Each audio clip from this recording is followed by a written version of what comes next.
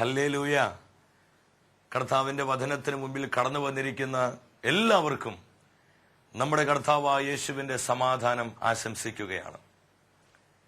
പ്രിയമുള്ളവരെ, ദൈവവചനത്തിൽ നിന്ന് പരിശുദ്ധാത്മാവ് ഇന്ന് നമ്മളെ പഠിപ്പിക്കുവാൻ പോകുന്നത് ദൈവാശ്രയത്വത്തിൽ നമ്മൾ വളരേണ്ടതിന്റെ ആവശ്യകതയെക്കുറിച്ചാണ്. ഈ വചനം നമ്മുടെ ജീവിതത്തിൽ അഭിഷേകമായി മാറുവാൻ ആഗ്രഹിച്ചുകൊണ്ട് ഏറെ ഒരുക്കത്തോടെ ദൈവ സാന്നിധ്യത്തിന് മുൻപിൽ നമുക്കായിരിക്കാം. 125 സങ്കീർത്തനം 1 തിരുവചനത്തിൽ ദൈവവചനം പറയുകയാണ്, കർത്താവിൽ ആശ്രയിക്കുന്നവർ അചഞ്ചലമായി എന്നേക്കും നിലകൊള്ളുന്ന സിയോൻ പർവ്വതം പോലെയാണ്. ഇന്ന് ഒത്തിരിയേറെ മനുഷ്യര് ചിന്തിക്കുന്നൊരു ചിന്താഗതിയുണ്ട്. വേറെ ഒരു നിവൃത്തിയും വേറൊരു ഓപ്ഷനും ഇല്ലാത്തവരാണ് ദൈവത്തെ ആശ്രയിക്കേണ്ടവര്. കുറച്ച് നാളുകൾക്ക് മുൻപ് ഒരു മനുഷ്യൻ ഇപ്രകാരനോട് പറഞ്ഞു, എനിക്ക് നിങ്ങളെപ്പോലെയൊന്നും ഇതുപോലെ ദൈവം എന്ന് പറഞ്ഞ് നടക്കേണ്ട ആവശ്യമൊന്നുമില്ല, ഇതുപോലെ ദൈവത്തെ ആശ്രയിക്കേണ്ട ആവശ്യമൊന്നുമില്ല. എന്റെ കാര്യങ്ങൾ നടന്നു പോകുവാൻ എനിക്ക് അല്ലാതെ തന്നെ ഒത്തിരിയേറെ സംവിധാനങ്ങളുണ്ട്, ചുറ്റുപാടുകളുണ്ട്, സമ്പത്തുണ്ട്, മറ്റു പല കാര്യങ്ങളുണ്ട്. ഇന്ന് അനേകരുടെ ഒരു തെറ്റായ ചിന്താഗതി, ഗതികേട് പിടിച്ചവരാണ് ദൈവത്തെ ആശ്രയിക്കേണ്ടവര്. വേറെ ഒരു ഓപ്ഷനും വേറെ ഒരു നിവൃത്തിയും ഇല്ലാത്തവര് ചെയ്യേണ്ട പ്രവൃത്തിയാണ് ദൈവത്തെ ആശ്രയിക്കേണ്ടത്. പ്രിയ ദൈവമക്കളെ, നമ്മൾ ദൈവത്തെ ആശ്രയിക്കുന്നത് നിവൃത്തികേട് കൊണ്ടല്ല, ഗതികേട് കൊണ്ടല്ല, വേറെ മറ്റൊരു ഓപ്ഷൻ ഇല്ലാത്തത് കൊണ്ടല്ല. നമ്മൾ ദൈവത്തെ ആശ്രയിക്കുന്നത് നമ്മൾ അവന്റെ മക്കളായതുകൊണ്ട് മാത്രമാണ്. നമുക്ക് എത്രമാത്രം സമ്പത്തുണ്ടെങ്കിലും, എത്രമാത്രം ശ്രേഷ്ഠതകളുണ്ടെങ്കിലും, എത്രമാത്രം മാന്യമായ പദവികളുണ്ടെങ്കിലും, ഈ ലോകത്തിന്റെ മുൻപിൽ മറ്റെന്തെല്ലാം ഉണ്ടെങ്കിലും ദൈവത്തെ ആശ്രയിക്കുവാൻ അതൊന്നും ഒരു വിഷയമല്ല എന്ന് ദൈവത്തിന്റെ വിശുദ്ധ വചനം തന്നെ നമ്മളെ വളരെ വ്യക്തമായി പഠിപ്പിക്കുന്നുണ്ട്. പിശാച് കൊടുക്കുന്ന, മനുഷ്യ മനസ്സുകൾ കൊടുക്കുന്ന ചില തെറ്റായ ചിന്താഗതികളാണ് ഇതൊക്കെ. ദൈവമില്ലെങ്കിലും കാര്യങ്ങളൊക്കെ വലിയ കുഴപ്പമില്ലാതെ നടക്കും. അതുകൊണ്ട് പിന്നെ എന്തിനാ ദൈവത്തിന്റെ ആവശ്യം? ദൈവം വേണ്ട, ദൈവത്തെ മാറ്റി നിർത്തുന്ന അവസ്ഥ. പ്രിയ ദൈവമക്കളെ, ഈ കാലഘട്ടത്തിൽ പരിശുദ്ധാത്മാവ് ദൈവവചനത്തിലൂടെ വളരെ ശക്തമായി നമ്മളെ പഠിപ്പിക്കും. നമ്മൾ ഈ അഭിഷേകം പ്രാപിക്കണം. അനേകരുടെ ഈ മെസ്സേജ് നമ്മൾ വിളിച്ചു പറയണം. നമ്മൾ ദൈവത്തോടുള്ള ആശ്രയത്വത്തിലാണ് വളരേണ്ടത്, കർത്താവിനോടുള്ള ബന്ധത്തിലാണ് നമ്മൾ വളരേണ്ടത്. ദൈവമക്കളുടെ സ്വഭാവമാണ് ദൈവാശ്രയത്വത്തിൽ വളരുക എന്നുള്ളത്. അതുകൊണ്ട് 33 സങ്കീർത്തനം വാക്യം 21 വചനം പറയുന്നു, നമ്മുടെ ഹൃദയം കർത്താവിൽ ആനന്ദിക്കുന്നു, എന്തെന്നാൽ നമ്മൾ ദൈവത്തിന്റെ വിശുദ്ധ നാമത്തിൽ ആശ്രയിക്കുന്നു. കർത്താവിൽ ആശ്രയിക്കുന്നവരുടെ ജീവിതങ്ങൾ ആനന്ദത്തിന്റെ ജീവിതമാകും. യേശയ്യായുടെ പുസ്തകം 26 അധ്യായം 2 തിരുവചനത്തിൽ വീണ്ടും വചനം പഠിപ്പിക്കുകയാണ്. എന്താണ് വചനം പറയുന്നത്? ദൈവത്തിൽ ഹൃദയമുറപ്പിച്ചിരിക്കുന്നവരെ, കർത്താവിൽ ആശ്രയിച്ചിരിക്കുന്നവരെ ദൈവം സമാധാനത്തിന്റെ തികവിൽ സംരക്ഷിക്കുന്നു, എന്തെന്നാൽ അവർ അങ്ങയിൽ ആശ്രയിക്കുന്നു. ദൈവത്തിൽ ആരൊക്കെ ആശ്രയിക്കുന്നുവോ അവരെ എല്ലാം ദൈവം തന്റെ സമാധാനത്തിന്റെ തികവിൽ സംരക്ഷിക്കുന്ന ഒരു ദൈവമാണെന്ന് വിശുദ്ധ വചനം നമുക്ക് ഉറപ്പ് തരികയാണ്. എത്രമാത്രം വലിയൊരു ഉറപ്പാണ്! പ്രിയമുള്ളവരെ, ഈ നാളുകളിൽ ഞാനും നിങ്ങളും ദൈവാശ്രയത്വത്തിൽ വളരുന്നവരായിട്ട് മാറണം.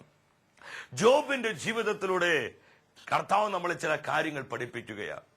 ആരാണ് ജോബ്? നമുക്കൊന്ന് കാണാം. ജോബിന്റെ പുസ്തകം 1 അധ്യായം 1 തിരുവചനത്തിൽ ദൈവത്തിന്റെ വചനം ജോബിനെ കുറിച്ച് പറയുന്നു. ഊസ് ദേശത്ത് ജോബ് എന്നൊരാൾ ഉണ്ടായിരുന്നു. തിന്മയിൽ നിന്ന് അകന്ന് ദൈവഭക്തനായി ജീവിച്ച അവൻ നിഷ്കളങ്കനും നീതിനിഷ്ഠനുമായിരുന്നു. ഈ ജോബിന്റെ പ്രത്യേകത എന്താ? അവന് വലിയൊരു മറ്റൊരു പ്രത്യേകതയുണ്ട്. 3 വാക്യത്തിൽ പറയുകയാണ്, പൗരസ്ത്യ ദേശത്തെ ഏറ്റവും വലിയ സമ്പന്നനായിരുന്നു ജോബ്. പൗരസ്ത്യ ദേശത്തെ ഏറ്റവും വലിയ ധനാഢ്യൻ, ഏറ്റവും വലിയ സമ്പന്നൻ, ഒന്നിനും കുറവില്ലാത്തവൻ. വീണ്ടും വചനം പറയുക, 7000 ആടുകളും 3000 ഒട്ടകങ്ങളും 500 ജോഡി കാളകളും 500 പെൺകഴുതകളും എണ്ണമറ്റ ദാസന്മാരും ഈ ജോബിനുണ്ടായിരുന്നു. എന്നാൽ ജോബിന്റെ ഏറ്റവും വലിയ പ്രത്യേകത, ജോബ് ദൈവാശ്രയത്വമുള്ളവനായിരുന്നു. അവൻ കർത്താവിനുള്ള ആശ്രയത്വത്തിൽ വളർന്നവനായിരുന്നു.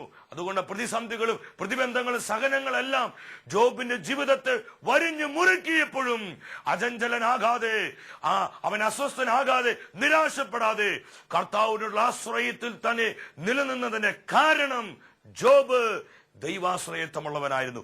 ഇവിടെ കർത്താവിന്റെ വചനം വളരെ വ്യക്തമായ ഒരു കാര്യം പഠിപ്പിക്കുക. ദൈവത്തെ ആശ്രയിക്കുവാൻ സമ്പത്തൊരു പ്രശ്നമല്ല, ദൈവത്തെ ആശ്രയിക്കുവാൻ സ്ഥാനമാനങ്ങൾ ഒരു പ്രശ്നമല്ല, ദൈവത്തെ ആശ്രയിക്കുവാൻ നമ്മുടെ പദവികൾ ഒരു പ്രശ്നമല്ല. പ്രശ്നം നമ്മുടെ മനോഭാവങ്ങളിലെ മാറ്റം വരുത്തേണ്ടത്. നമ്മൾ മനസ്സിലാക്കുക, ഈ ജോബ് അവൻ ഇത്രമാത്രം ധനാഢ്യനായിരുന്നു, പക്ഷെ അവൻ ദൈവത്തെ ആശ്രയിച്ചു. ദൈവം തന്നെ ജോബിനെ കുറിച്ച് സാക്ഷ്യം നൽകി. ഈ വചനം നമ്മൾ വിശ്വാസത്തിന്റെ കണ്ണുകളിലൂടെ നമുക്കൊന്ന് ഭാവന കാണാം. നിങ്ങൾ ചിന്തിച്ചു നോക്കി, ഇതാ ഈ ലോകം മുഴുവൻ പിശാച് ചുറ്റിക്കറങ്ങിക്കൊണ്ട് കർത്താവിന്റെ സന്നിധിയിൽ സാത്താൻ എത്തി. സാത്താൻ ദൈവസന്നിധി എത്തിക്കഴിഞ്ഞപ്പോൾ ദൈവം സാത്താനൊരു ചോദ്യം ചോദിച്ചു. എന്താ ചോദിച്ചെന്നറിയോ? 1-8 വാക്യം ജോബിന്റെ പുസ്തകം. കർത്താവ് ചോദിച്ചു, എന്റെ ദാസനായ ജോബിനെ നീ ശ്രദ്ധിച്ചോ? വളരെ നിർണായകമായ ഒരു ചോദ്യമാണ് ദൈവം പിശാചിനോട് ചോദിച്ചത്. നീ എന്റെ ദാസനായ ജോബിനെ ശ്രദ്ധിച്ചു? പിശാച് പറഞ്ഞു, ഞാൻ ശ്രദ്ധിച്ചു. ദൈവം പറഞ്ഞു, ഇത് ദൈവത്തിന്റെ സാക്ഷ്യപത്രം. ദൈവം ജോബിനെ കുറിച്ച് സാക്ഷ്യം നൽകുകയാണ്. പ്രിയ ദൈവമക്കളെ, നമ്മെക്കുറിച്ചും ദൈവത്തിന് ഇതുപോലെ സാക്ഷ്യം നൽകാൻ പറ്റണം. ഈ കാലഘട്ടത്തിൽ ദൈവമക്കളായ നമ്മുടെ ജീവിതങ്ങളെ നോക്കിക്കൊണ്ട് ദൈവത്തിന് അഭിമാനത്തോടെ പറയാൻ പറ്റണം, ദൈവത്തിന് സാക്ഷ്യപ്പെടുത്താൻ പറ്റണം. നമ്മളല്ല നമ്മെക്കുറിച്ച് സാക്ഷ്യം പറയേണ്ടത്, സ്വർഗത്തിലെ ദൈവമാണ്. എല്ലാം അറിയുന്ന സർവജ്ഞാനിയായ ദൈവം നമ്മെ നോക്കിക്കൊണ്ട് പറയണം. ഇവിടെ എന്താ ദൈവം പറഞ്ഞത്? ദൈവം പറഞ്ഞു, എന്റെ ദാസനായ ജോബിനെ പോലെ 1 സത്യസന്ധനും, 2 നിഷ്കളങ്കനും, 3 ദൈവത്തെ ഭയപ്പെടുന്നവനും, 4 തിന്മയിൽ നിന്ന് അകന്ന് ജീവിക്കുന്നവനുമായി ഭൂമുഖത്ത് വേറെ ആരെങ്കിലും ഉണ്ടോ? ഒരു നിർണായകമായ ചോദ്യം. ഇവിടെ ജോബിന്റെ ഗുണങ്ങൾ ദൈവം എടുത്തു പറഞ്ഞത് എന്താ? നീ എന്റെ ദാസനായ ജോബിനെ ശ്രദ്ധിച്ചു. അവനെ പോലെ ഭൂമുഖത്ത് സമ്പന്നനായി, അവനെ പോലെ ഭൂമുഖത്ത് സുന്ദരനായി, അവനെ പോലെ ഭൂമുഖത്ത് ആരോഗ്യമുള്ളവനായി, അവനെ പോലെ ഭൂമുഖത്ത് മറ്റ് കഴിവുകളുള്ളവനായി വേറെ ആരെങ്കിലും ഉണ്ടോ എന്നല്ല ചോദിച്ചു. കാരണം ദൈവത്തിന് മുമ്പിൽ സമ്പത്തും സൗന്ദര്യവും മറ്റതൊക്കെ ദൈവത്തിന് മുമ്പിൽ ഒന്നുമല്ല. ദൈവം വിലമതിക്കുന്നത് എന്തിനൊക്കെയാ? നിഷ്കളങ്കൻ. ദൈവം പറയാണ്, സത്യസന്ധൻ, ദൈവഭയം, തിന്മയിൽ നിന്ന് പാപത്തിൽ നിന്ന് അകന്ന് ജീവിക്കുന്നവൻ. ഇതിനൊക്കെയാ ദൈവം വില കൽപ്പിക്കുന്നത്. പലപ്പോഴും മനുഷ്യർ വില കൽപ്പിക്കുന്ന ദൈവത്തിന് ചപ്പും ചവറും പോലെയാ. എന്നാൽ ദൈവം വില കൽപ്പിക്കുന്നത് ഇന്ന് അനേകർക്ക് വ്യക്തമായിട്ട് തോന്നുകയാണ്. പ്രിയമുള്ളവരെ ശ്രദ്ധിക്കുക. ദൈവം ഇത് ചോദിച്ചു കഴിഞ്ഞപ്പോൾ സാത്താൻ പറഞ്ഞു, അവൻ എന്താ പറഞ്ഞെന്നറിയോ? ഓ ദൈവമേ, അവൻ നിന്നെ ഭയപ്പെടുന്നത്, അവൻ നിന്നെ ആശ്രയിക്കുന്നത്, അവൻ നിന്നെ ആരാധിക്കുന്നത് വെറുതെയാണോ? നീ അവന്റെ ഭവനത്തിന് ചുറ്റും വേലി കെട്ടി നിർത്തിയിരിക്കുകയല്ലേ? നീ അവന്റെ ഭവനത്തിന് സുരക്ഷിതത്വം കൊടുത്തിരിക്കുകയല്ലേ? നീ അവന്റെ സമ്പത്തിനും അവന്റെ വസ്തുവകകൾക്കും അവന്റെ മക്കൾക്കും അവന്റെ ദാസന്മാർക്കെല്ലാം വലിയ സുരക്ഷിതത്വം കൊടുത്തിരിക്കുക. അതുകൊണ്ടാ അവൻ നിന്നെ ആശ്രയിക്കുന്നത്. അതുകൊണ്ടാണ് ദൈവമേ ജോബ് നിന്നെ സ്നേഹിക്കുന്നത്. ദൈവം പറഞ്ഞല്ല, എന്റെ ദാസനായ ജോബ് എന്നെ സ്നേഹിക്കുന്നതും ആശ്രയിക്കുന്നതും എന്നോടുള്ള സ്നേഹം കൊണ്ടാ, അവൻ എന്നോടുള്ള മാന്യത കൊണ്ടാ, ഞാനതിന് യോഗ്യനാണെന്ന് ജോബ് തിരിച്ചറിഞ്ഞത് കൊണ്ടാ ജോബ് എന്നെ ആശ്രയിക്കുന്നത്. പിശാച് പറഞ്ഞല്ല, നീ അവന് സുരക്ഷിതത്വം കൊടുത്തത് കൊണ്ടാ, നീ അവന് ഇതുപോലെ സമ്പത്ത് കൊടുത്തത് കൊണ്ടാ, നീ അവന് ഇതുപോലെ ആരോഗ്യം കൊടുത്തത് കൊണ്ടാ, ദൈവമേ നീ അവൻ ഇതുപോലെ സ്ഥാനമാനങ്ങളും പദവികളൊക്കെ കൊടുത്തത് കൊണ്ടാ. ദൈവം പറഞ്ഞല്ല, അവൻ എന്നോടുള്ള സ്നേഹം കൊണ്ട് എന്നെ ആശ്രയിക്കുന്നത്. അവസാനം ദൈവം പറഞ്ഞൊരു കാര്യം ചെയ്യ്, ഞാനത് തെളിയിച്ചു തരാം. അവൻ എന്നോടുള്ള സ്നേഹം കൊണ്ടാണ് ജോബ് എന്നെ ആശ്രയിക്കുന്നതെന്ന് ഞാൻ തെളിയിച്ചു തരാം. ദൈവം പറഞ്ഞു. എന്താ ദൈവം പറഞ്ഞത്? വളരെ വ്യക്തമായി കർത്താവ് ഒരു കാര്യം പറഞ്ഞു. അവന്റെ ജീവനെ തൊടുവാൻ ഞാൻ നിന്നെ അനുവദിക്കുന്നില്ല, പക്ഷേ ബാക്കിയെല്ലാം നീ എടുത്തു കളഞ്ഞോളാൻ പറഞ്ഞു. പ്രിയമുള്ളവരെ, നമുക്ക് കാണുവാനായിട്ട് പറ്റും. പിന്നീട് വരുന്ന വചനഭാഗങ്ങളിൽ ഒന്നൊന്നായി ജോബിൽ നിന്ന് നഷ്ടപ്പെടുകയാണ്. അവന്റെ സമ്പത്ത് നഷ്ടപ്പെട്ടു, അവന്റെ ആരോഗ്യം നഷ്ടപ്പെട്ടു, അവന്റെ മക്കൾ നഷ്ടപ്പെട്ടു, അവന്റെ സ്ഥാനമാനങ്ങളും അവനുണ്ടായ സകല നഷ്ടപ്പെട്ടു. ജോബ് ഒരു കുഷ്ഠരോഗിയായി. പക്ഷെ ഈ കുഷ്ഠരോഗിയായിരിക്കുന്ന സമയത്തും ജോബ് എന്താണ് ചെയ്തത്? ജോബിന്റെ പുസ്തകം 1-ാം അധ്യായം 21, 22 വാക്യത്തിൽ കർത്താവ് പറയാ, ഇതുകൊണ്ടൊന്നും ജോബ് പാപം ചെയ്യുകയോ ദൈവത്തെ പഴിക്കുകയോ ചെയ്തില്ല. ഹല്ലേലൂയ. താൻ എത്രമാത്രം ധനാഢ്യനായിരുന്നുവോ ആ സമയത്ത് താൻ എങ്ങനെ ദൈവത്തെ ആശ്രയിച്ചുവോ അതുപോലെ തന്നെ എല്ലാം നഷ്ടപ്പെട്ടപ്പോഴും എല്ലാം തകർക്കപ്പെട്ടപ്പോഴും അവൻ ദൈവത്തെ ആശ്രയിച്ചു. ജോബിന്റെ കാര്യത്തിൽ ദൈവം വിജയിച്ചു. സാത്താൻ ലജ്ജിതനായി, സാത്താൻ നാണം കെട്ടുപോയി. ദൈവം പറഞ്ഞു, കണ്ടില്ലേ, എല്ലാം നഷ്ടപ്പെട്ടപ്പോഴും അവൻ എന്നെ ആശ്രയിച്ചത് കണ്ടില്ലേ, അവൻ എന്നെ സ്നേഹിച്ചത് കണ്ടില്ലേ. പ്രിയമുള്ളവരെ, ഈ തിരുവചന ഭാഗം ഞാൻ പഠിച്ച് ധ്യാനിക്കുന്ന സമയത്ത് ഈ കാലഘട്ടത്തിലെ ദൈവമക്കളായ നമ്മുടെ ജീവിതവുമായി ഈ വചനത്തിന് ബന്ധപ്പെടുത്തി നോക്കി. ഈ കാലഘട്ടത്തിൽ സംഭവിച്ചിരിക്കുന്ന വലിയൊരു ദുരന്തമാണിത്. ഈ കാലഘട്ടത്തിലെ ദൈവമക്കളായി നമ്മുടെ ജീവിതവുമായി ഈ വചനത്തെ ബന്ധപ്പെടുത്തി നോക്കിക്കഴിഞ്ഞപ്പോൾ ചില ആത്മീയ സത്യങ്ങൾ മനസ്സിലാക്കാനായിട്ട് കഴിഞ്ഞു. ഇതുപോലെ ദൈവത്തിന്റെ മുൻപിൽ സാത്താൻ കടന്നു ചെന്ന് നമ്മെ നോക്കിക്കൊണ്ട് ദൈവം പറയാ, കണ്ടില്ലേ, എന്റെ മക്കൾ എന്നെ ആരാധിക്കുന്നത് കണ്ടില്ലേ, വചനം കേൾക്കുവാൻ അവർ ഓടി വരുന്നു, കുദാശകൾ സ്വീകരിക്കാൻ അവർ വളരെ ദാഹത്തോടെ കടന്നു വരുന്നു, അവരെന്നെ ആരാധിക്കുന്നു, എന്നെ മഹത്വപ്പെടുത്തുന്നു. ഇതെല്ലാം ദൈവം നമ്മെക്കുറിച്ച് സാത്താനോട് പറഞ്ഞു കഴിഞ്ഞപ്പോൾ സാത്താൻ പറഞ്ഞു കാണും, ദൈവമേ, അവർ ചുമ്മാതെയല്ല നിന്റെ പുറകെ വരുന്നത്, അവർ വെറുതെയല്ല നിന്റെ പുറകെ വരുന്നത്. നിന്നെ ആരാധിക്കുന്നതും നിന്നെ ആശ്രയിക്കുന്നതിന്റെ കാരണം അവർക്ക് വേറെ നിവൃത്തിയില്ലാത്തത് കൊണ്ടാണ്, അവർക്ക് മറ്റ് മാർഗങ്ങളില്ല, മറ്റ് ഓപ്ഷൻ ഇല്ലാത്തത് കൊണ്ട്, നിവൃത്തികേട് കൊണ്ടാണ് ദൈവമേ അവർ നിന്റെ പുറകെ വരുന്നത്. ജോബിന്റെ കാര്യത്തിൽ പിശാച് പറഞ്ഞു, അവന് നീ ഇഷ്ടം പോലെ സമ്പത്ത് കൊടുത്തു, ആരോഗ്യം കൊടുത്തു, പദവികൾ കൊടുത്തു, സ്ഥാനമാനങ്ങൾ കൊടുത്തു, നീ അവന് സുരക്ഷിതത്വം കൊടുത്തു, അതുകൊണ്ടാണ് ജോബ് നിന്നെ ആശ്രയിക്കുന്നത് പറഞ്ഞു. എന്നാൽ നമ്മുടെ കാര്യത്തിൽ പിശാച് പറഞ്ഞു, അവർക്ക് സമ്പത്തില്ലാത്തത് കൊണ്ടും അവർക്ക് മറ്റ് നേട്ടങ്ങളില്ലാത്തത് കൊണ്ടും അവർക്ക് കഴിവുകളില്ലാത്തത് കൊണ്ടും വേറെ മാർഗങ്ങളൊന്നും ഇല്ലാത്തത് കൊണ്ട് എന്ന് മറ്റൊരർത്ഥത്തിൽ പറഞ്ഞാൽ അവർ നിവൃത്തികേട് കൊണ്ടാണ്, അവർക്ക് വേറൊരു ഓപ്ഷൻ ഇല്ലാത്തത് കൊണ്ടാണ് ദൈവമേ നിന്നെ ആശ്രയിക്കുന്നത്.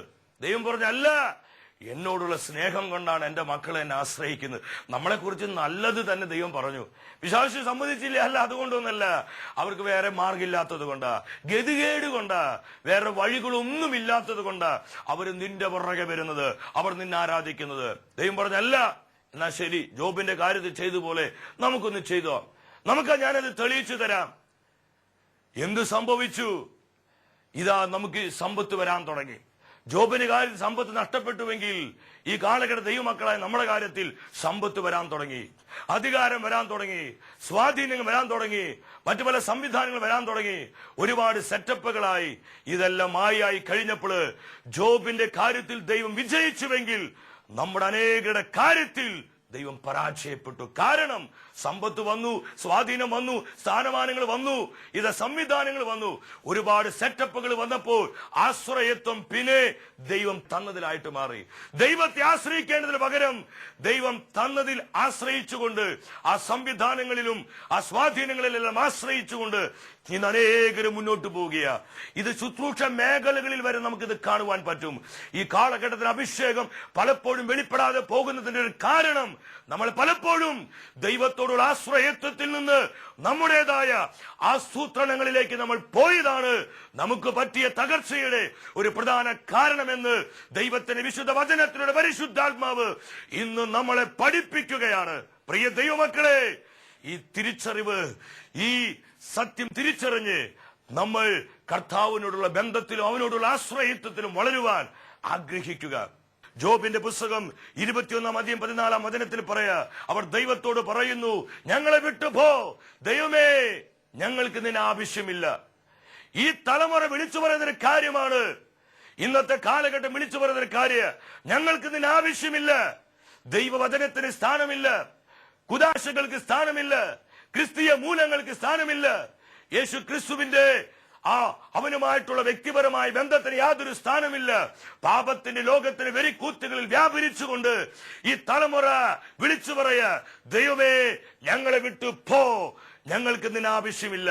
തുടർന്ന് വചനം പറയുന്നു, അങ്ങയുടെ മാർഗങ്ങൾ അറിയാൻ ഞങ്ങൾ ആഗ്രഹിക്കുന്നില്ല. കാരണം ഞങ്ങൾക്ക് ഇഷ്ടം പോലെ സമ്പത്തുണ്ട്, ഞങ്ങൾക്ക് ഇഷ്ടം പോലെ സ്വാധീനമുണ്ട്, ഞങ്ങൾക്ക് ഇഷ്ടം പോലെ പദവികളുണ്ട്, ഞങ്ങൾക്ക് ഇഷ്ടം പോലെ മറ്റു പല കാര്യങ്ങളുണ്ട്. ഇനി നിന്റെ ആവശ്യം ഞങ്ങൾക്കില്ല. ദൈവമേ, ഞങ്ങൾക്ക് നിന്റെ ആവശ്യമില്ല, നീ ഞങ്ങളെ വിട്ടുപോ. നമുക്കറിയാം, അമേരിക്ക ഒരു കാലഘട്ടത്തില് കർത്താവിന്റെ വിശുദ്ധിയിൽ നിന്ന് വലിയൊരു രാജ്യം. അമേരിക്കയുടെ ഭരണഘടന വരെ ബൈബിൾ അധിഷ്ഠിതമായി എഴുതപ്പെട്ടതാണ്. അമേരിക്കയുടെ കറൻസിയായ ഡോളറിൽ ഇൻ ഗോഡ് വി ട്രസ്റ്റ്, ദൈവമേ ഞങ്ങൾ അങ്ങിൽ ആശ്രയിക്കുന്നു എന്ന് എഴുതി വെച്ചിരിക്കുക. അതുപോലെ ദൈവത്തിന് വേണ്ടി നിന്ന ഒരു രാജ്യം, ഒരു ജനത. എന്നാൽ നാളുകൾ, വർഷങ്ങൾ, നൂറ്റാണ്ടുകൾ കഴിഞ്ഞു. ഇഷ്ടം പോലെ സമ്പത്തായി, സ്വാധീനമായി, എല്ലാവിധ ടെക്നോളജികളും സംവിധാനങ്ങളും വന്നു കഴിഞ്ഞപ്പോൾ അമേരിക്കൻ തലമുറ വിളിച്ചു പറഞ്ഞു, ദൈവമേ ഞങ്ങളെ വിട്ടുപോ, ഞങ്ങൾക്ക് നിന്നെ ആവശ്യമില്ല, ഞങ്ങൾക്ക് നിന്നെ വേണ്ട. യൂറോപ്പ് ദൈവത്തോട് പറയുന്നു, ഞങ്ങൾക്ക് നിന്നെ വേണ്ട. എന്തിന് യൂറോപ്പിലേക്കൊക്കെ പോണേ? നമ്മുടെ യുവജനങ്ങളും ഈ കാലഘട്ടവും ഈ തലമുറയും വിളിച്ചു പറയും ഇത് തന്നെയൊക്കെയാ, ഞങ്ങൾക്ക് നിന്നെ ആവശ്യമില്ല, ദൈവം ഞങ്ങളെ വിട്ടുപോ, ഞങ്ങൾക്ക് നിന്നെ വേണ്ട. കാരണം ഇന്നൊരു ആത്മീയ ശുശ്രൂഷയ്ക്ക് കുഞ്ഞുങ്ങളെ വിളിക്കുമ്പോൾ, യുവജനങ്ങളെ വിളിക്കുമ്പോൾ, മറ്റുള്ളവരെ വിളിക്കുമ്പോൾ പലർക്കും മടിയാ, പലർക്കും അതിൽ ആനന്ദിക്കാൻ പറ്റുന്നില്ല. അതൊരു ഹരമായി, അതൊരു ആനന്ദമായി സ്വീകരിക്കാൻ പറ്റുന്നില്ല. അതിനേക്കാൾ എത്രയോ മറ്റു പല കാര്യങ്ങൾക്കും വില കൽപ്പിച്ചുകൊണ്ട് ഈ ലോകത്തിന് പുറകെ പോയി നശിച്ചുകൊണ്ടിരിക്കുന്ന കാഴ്ചയല്ലേ നമ്മൾ കണ്ടുകൊണ്ടിരിക്കുന്നത്. വീണ്ടും വചനം പറയുകയാണ്, അവർ ദൈവത്തോട് പറഞ്ഞു, ഞങ്ങളെ വിട്ടു പോവുക. 22:17 ജോബിന്റെ പുസ്തകം, സർവശക്തന് ഞങ്ങളോട് എന്തു ചെയ്യാൻ പറ്റും? ദൈവത്തോട് മറുതലിക്കുക. ദൈവത്തിൽ ആശ്രയിക്കാതെ, അവനോടുള്ള ആശ്രയത്വത്തിൽ വളരാതെ ദൈവത്തോട് മറുതലിക്കുന്ന ഒരു തലമുറയായി ഈ തലമുറ മാറിക്കൊണ്ടിരിക്കുക. വളരെ കർത്താവിന്റെ ഹൃദയത്തിന്റെ ഈ ഭാരം നമ്മുടെ ഹൃദയത്തിന്റെ ഭാരമായി മാറണം. പ്രിയ ദൈവമക്കളെ, ഈ ശുശ്രൂഷയിൽ പങ്കെടുത്തുകൊണ്ടിരിക്കുന്ന, ഈ ശുശ്രൂഷയിൽ വെളിപ്പെടുന്ന അഭിഷേകത്തെ സ്വീകരിച്ചു കൊണ്ടിരിക്കുന്ന നിങ്ങളോട് ഞാനൊന്ന് പറയട്ടെ, നുറുങ്ങിയ ഹൃദയത്തോടെ കൈവിരിച്ച് പ്രാർത്ഥിക്കണം ഈ തലമുറയ്ക്ക് വേണ്ടി. ഈ തലമുറ മുഴുവൻ കർത്താവിൽ ആശ്രയിക്കുവാൻ, അവനോടുള്ള ആശ്രയത്വത്തിൽ വളരുവാൻ നമ്മൾ ശ്രദ്ധിക്കുക. നമ്മൾ ഒരിക്കലും ആശ്രയത്വത്തിൽ നിന്ന് ആസൂത്രണങ്ങളിലേക്ക് പോകരുത്. ദൈവത്തോടുള്ള ആശ്രയത്വത്തിൽ നിന്ന് നമ്മുടേതായ ആസൂത്രണങ്ങളിലേക്ക് പോകുമ്പോൾ അന്ന് തുടങ്ങി നമ്മുടെ അധപതനം, പരാജയമെന്ന് നമ്മൾ തിരിച്ചറിയണം. ജെറമ്യായുടെ പുസ്തകത്തിലൂടെ ഇത് തന്നെ കർത്താവ് വീണ്ടും നമ്മളോട് പറയുകയാണ്. കർത്താവിൽ ആശ്രയിക്കുന്നവർ അനുഗ്രഹീതരാണ്, കർത്താവിനെ മുറുകെ പിടിക്കുന്നവര് അനുഗ്രഹീതരാണ്. പ്രിയ ദൈവമക്കളെ, ദൈവമാകുന്ന ഉറപ്പിൽ ജീവിക്കുവാൻ നമ്മൾ പരിശീലിക്കണം. ദൈവമാകുന്ന ഉറപ്പിൽ ജീവിക്കുവാൻ നമ്മൾ പഠിക്കണം. നമ്മുടെ ഉറപ്പ് മക്കളല്ല, ഈ ലോകമല്ല, നമ്മൾ ബാങ്കിലിട്ടിരിക്കുന്ന ഫിക്സഡ് ഡെപ്പോസിറ്റ് അല്ല, അല്ലെങ്കിൽ മാസാമാസം ഗൾഫിൽ നിന്ന്, അമേരിക്കയിൽ നിന്ന്, യൂറോപ്പിൽ നിന്ന് വരുന്ന ആ സമ്പാദ്യങ്ങളല്ല, നമ്മുടെ തൊഴിൽ മേഖലകളല്ല. നമ്മുടെ ഉറപ്പ് ദൈവമാണ്. ദൈവമാകുന്ന ഉറപ്പിൽ നമ്മൾ ജീവിക്കാൻ പഠിക്കുമ്പോൾ നമ്മുടെ ജീവിതത്തിന് ആനന്ദമുണ്ട്, സമാധാനമുണ്ട്, അവിടെ അഭിഷേകത്തിന്റെ നിറവുണ്ട്. പ്രിയമുള്ളവരെ, ഈ വചനത്തോട് വെളിപ്പെട്ട ഈ അഭിഷേകത്തെ സ്വീകരിച്ചുകൊണ്ട് നമുക്ക് പ്രാർത്ഥിക്കാം, വലിയ ആഗ്രഹത്തോടെ പ്രാർത്ഥിക്കാം. ഈ സമയം തന്നെ കർത്താവ് അനേകം ഹൃദയങ്ങളെ ചലിപ്പിച്ചുകൊണ്ടിരിക്കുക. അനേകം ഉള്ളങ്ങളിലേക്ക്, ഇപ്പോൾ ഈ ശുശ്രൂഷയിൽ പങ്കെടുത്തുകൊണ്ടിരിക്കുന്ന കുടുംബങ്ങളിലേക്ക് കർത്താവ് തന്റെ അഭിഷിക്ത കരകൾ നീട്ടിയിരിക്കുകയാ. ഇത് അവന്റെ അനുഗ്രഹത്തിന്റെ അഭിഷേകം, അവന്റെ കൃപയുടെ അഭിഷേകം, അവന്റെ സാന്നിധ്യത്തിന്റെ അഭിഷേകം, അവന്റെ മഹത്വത്തിന്റെ അഭിഷേകം അനേകം ജീവിതങ്ങളിൽ കർത്താവ് ഒഴുക്കിക്കൊണ്ടിരിക്കുന്നു. വിശ്വാസത്തോടെ സ്വീകരിച്ച് പ്രാർത്ഥിക്കുന്ന ദൈവമക്കളെ, ഈ ആരാധനയിലൂടെ ദൈവം പകരുന്ന അഭിഷേകത്തെ നമുക്ക് ഏറ്റുവാങ്ങാം. അതിനായി ദൈവം നമ്മളെല്ലാവരെയും സമൃദ്ധമായി അനുഗ്രഹിക്കട്ടെ.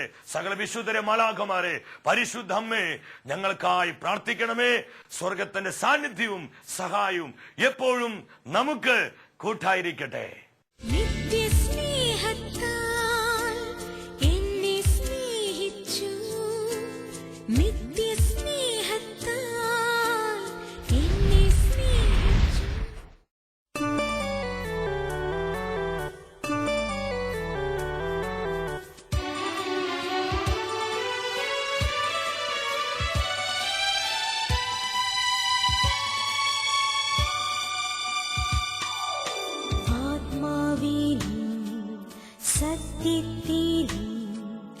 ആരാധിക്കാൻ വരൂ, സത്യദൈവ സുരുവിനെ നിത്യവും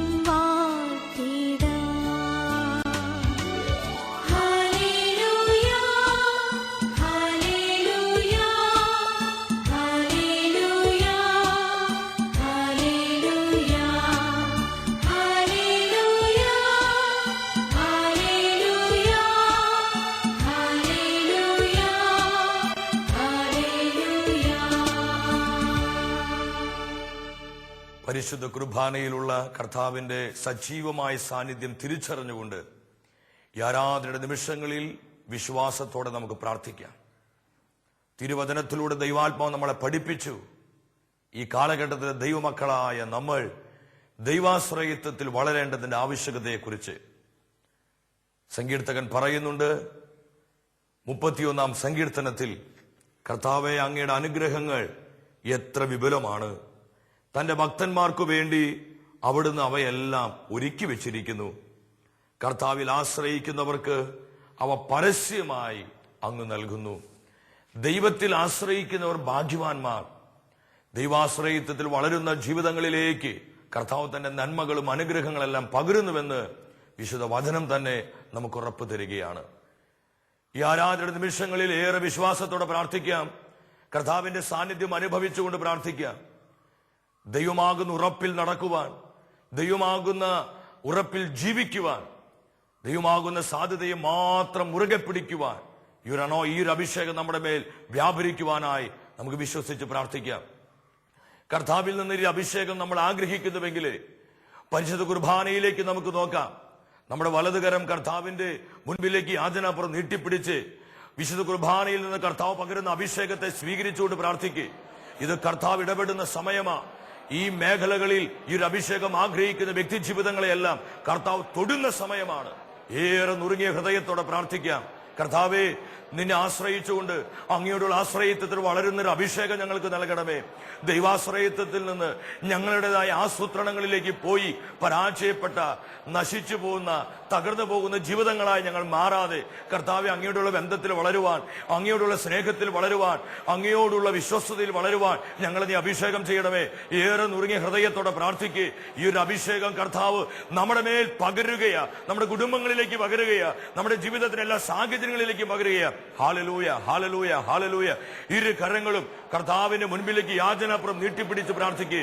ഇതാ അവൻ തന്റെ അനുഗ്രഹത്തിന്റെ കരങ്ങള്, സൗഖ്യത്തിന്റെ കരങ്ങള് നമുക്കായി നീട്ടിയിരിക്കുന്നു. വീണ്ടും സങ്കീർത്തകൻ പറയുന്നു, 32-ാം സങ്കീർത്തനം 10-ാമത്തെ തിരുവചനത്തിൽ, കർത്താവിനെ ആശ്രയിക്കുന്നവരെ അവിടുത്തെ സ്നേഹം വലയം ചെയ്യുന്നു. ആരൊക്കെ ദൈവത്തിൽ ആശ്രയിക്കുന്നുവോ, ദൈവാശ്രയത്വത്തിൽ വളരുന്നുവോ, അവരെ എല്ലാം, അവരുടെ കുടുംബങ്ങളെ, അവരുടെ ആവശ്യങ്ങളിൽ, അവരുടെ നിയോഗങ്ങളിൽ, അവരുടെ സമസ്ത മേഖലകളിലും കർത്താവിന്റെ സ്നേഹം അവരെ വലയം ചെയ്യുന്നു. ഈ വചനം അഭിഷേകമായി കത്തിപ്പിടിക്കട്ടെ. ഈ വചനത്തിന്റെ ഉടമ്പടി അനുസരിച്ച്, ഈ വചനത്തിന്റെ വാഗ്ദാനം അനുസരിച്ച് നമുക്ക് വിശ്വാസത്തോടെ പ്രാർത്ഥിക്കാം. ഇരു കരങ്ങളും കർത്താവിന്റെ മുൻപിലേക്ക് ഉയർത്തിപ്പിടിച്ച് വലിയ ദാഹത്തോടെ പ്രാർത്ഥിക്കുക. ഈ വചനം അഭിഷേകമായി മാറട്ടെ. ആരെല്ലാം കർത്താവിനെ ആശ്രയിക്കുന്നുവോ അവരുടെ ജീവിതങ്ങളിൽ കർത്താവിന്റെ സ്നേഹം അവരെ വലയം ചെയ്യുന്നു. ഒരു ശക്തിക്കും, ഒരു തിന്മയ്ക്കും, ഒരു പാപബന്ധനത്തിനും, രോഗശക്തികൾക്ക്, ശാപക്കെട്ടുകൾക്ക്, സാത്താൻ ആധിപത്യങ്ങൾക്ക് അവരെയോ അവരുടെ ജീവിതങ്ങളെയോ കുടുംബങ്ങളെയോ വസ്തുവകകളെയോ തൊടുവാൻ കഴിയാത്ത വിധം കർത്താവിൽ ആശ്രയിക്കുന്നവരെ കർത്താവ് തന്നെ സ്നേഹം കൊണ്ട് പൊതിയുന്നു. കരങ്ങൾ ഉയർത്തി ഈ അഭിഷേകം സ്വീകരിച്ചുകൊണ്ട് പ്രാർത്ഥിക്കുക. അനേകരിലേക്ക് കർത്താവ് പകരുകയാ, ഈ അഭിഷേകതയും അയക്കുകയാ. വിശ്വസിച്ച് പ്രാർത്ഥിക്കുക, ഏറ്റെടുത്തുകൊണ്ട് പ്രാർത്ഥിക്കുക. Hallelujah, hallelujah, hallelujah.